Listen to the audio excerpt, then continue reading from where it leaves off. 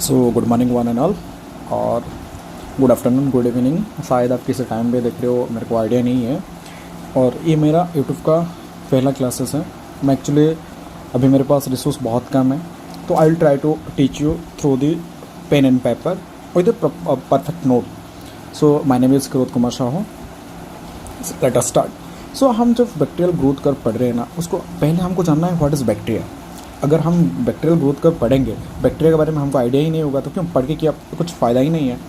तो bacteria is microscopic. हम उसको without microscope we cannot visible. हम उसको बिना माइक्रोस्कोप में नहीं देख सकते।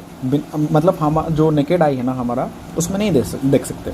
इतना छोटा सा मतलब ऑर्गेनिज्म है, और ये सिंगल सेल ऑर्गेनिज्म है। और ये any condition thrives in diverse environment, इन भी मतलब एनवायरनमेंट, किसी भी एनवायरनमेंट में सर्वाइव कर सकता है और रह सकता है, किसी भी, जैसे कि soils, water, air, as well as human body में। और आजकल ज़्यादातर लोगों को सर्दी जुकाम हो रहा है, क्योंकि ह्यूमन बॉडी में माइक्रोब्स आजकल एंटर बहुत करते हैं। और इसको हम बायोलॉजिकली प्रोक्रिएट्स बुलाते हैं। तो ग्रोथ कर्व कैसे कैलकुलेशन करते हैं? देखो, growth curve is a bacterial species is determined by growing a pure culture in solid और लिक्विड मीडियम। हम इसको पहले क्या करते हैं ना, हम इनोकुलेशन करते हैं। इनोकुलेशन करने के बाद इसको हम एक प्योर कल्चर बनाते हैं। प्योर कल्चर मतलब जैसे कि हम एक बेसिलस स्पीसीज लिए, और उसमें बेसिलस ही लेना है हमको, और दूसरा कोई स्पीसीज नहीं लेना है, सिर्फ बेसिलस ही लेना है। बेसिलस का प्योर फॉर्म लेना है, और उसको ग्रो कराना है एक सॉलिड मीडिया और एक लिक्विड मीडिया। दोनों में नहीं, आप सॉलिड में भी कर सकते हैं, लिक्विड में भी कर सकते हैं। So when you go for the solid media nothing but it is a nutrient agars, and liquid media is nutrient broth. Both media में हम उसको बना सकते हैं। Bacterial growth curve represent the growth of bacteria. इसमें हम जब bacterial growth curve भी पढ़ रहे हैं, तो इसका ग्रोथ ही रिप्रेजेंट हो रहा है, ग्रोथ का कैलकुलेशन कर रहे हैं in a close system means batch culture करके हम उसको मतलब जब हम पेटी डिश में लेते हैं, उसमें क्लोज पैक करते हैं। पैक करके हम CO2 इंक्यूबेटर में डालते हैं, फिर उसको हम उसका जो कल्चरिंग का जो रेट है उसको पढ़ाई करते हैं।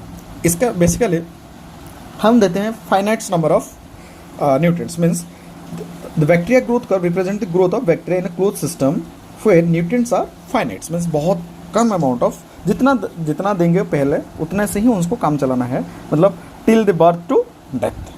फिर हम जाएंगे, इसका 4 फेजेस है। एक है lag phase, stationary phase and decline और डेथ फेज।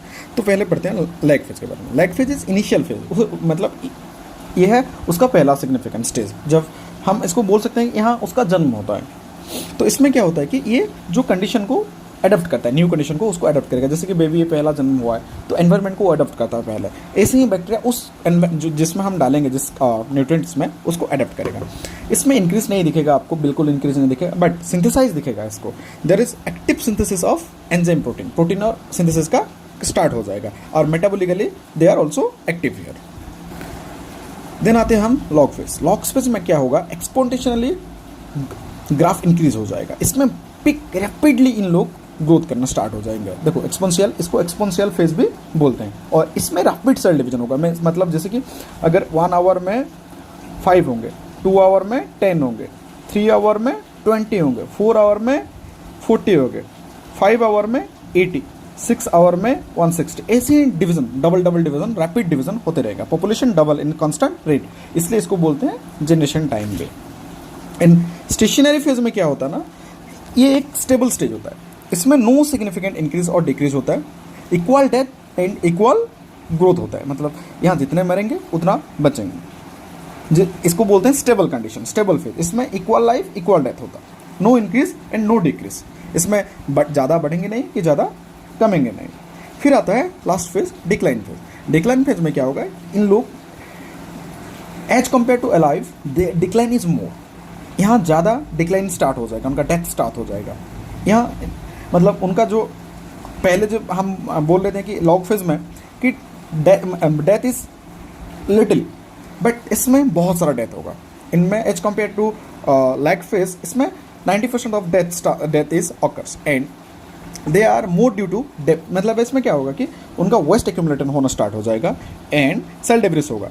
और viable count is viable means cell life count. Cell life count become 0. So thank you guys.